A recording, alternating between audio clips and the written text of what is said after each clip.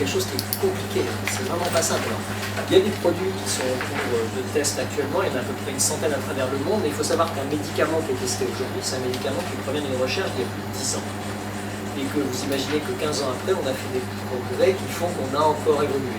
Et il y a actuellement donc, un courant qui avait démarré en France en 2008 avec le plan Alzheimer qui avait été lancé, un plan global. Il y a eu une injection de près de 200 millions d'euros en France pour la recherche, qui nous a permis de monter le programme IGAP international de génomique, de devenir les meilleurs mondiaux dans ce domaine, d'attirer des groupes comme celui de Bart, d'Herbo, qui est Pierre travaille dans le groupe d'un chercheur qui est spécialisé là-dessus, c'est toute une équipe qui travaille sur la drosophile. Et aujourd'hui, il y a un mouvement européen qui a eu lieu également entre 2008 et 2012 avec ce qu'on appelle la programmation conjointe, c'est-à-dire que 28 pays se sont mis ensemble pour essayer d'éviter de dupliquer les choses, parce que la France, l'Angleterre, l'Allemagne, on fait tous la même chose à un moment donné avec un certain niveau de connaissance, on fait tous la même chose. Donc l'idée, c'est de faire tous la même chose ensemble. Parce que c'est toujours la même chose, ce que je vous ai dit, plus vous mettez de chercheurs ensemble, plus ils sont créatifs.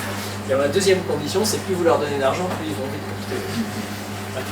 Donc, non mais je rigole pas, hein, c'est ça, prenez le cancer, c'est là où il y a le plus d'argent dans le monde, c'est là où il y a le plus de progrès.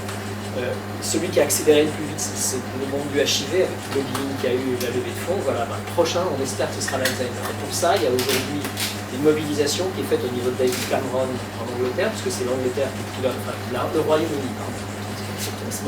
Le Royaume-Uni qui pilote le G8, G8, G7, problème. Et donc le G8 a mis ça comme priorité santé.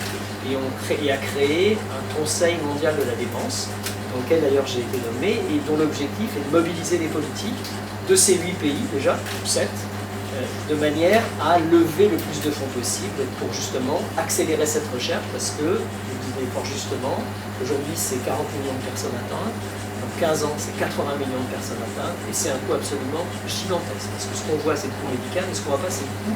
Aujourd'hui, s'il n'y avait pas les familles, s'il n'y avait pas les associations, on n'y arrivera pas.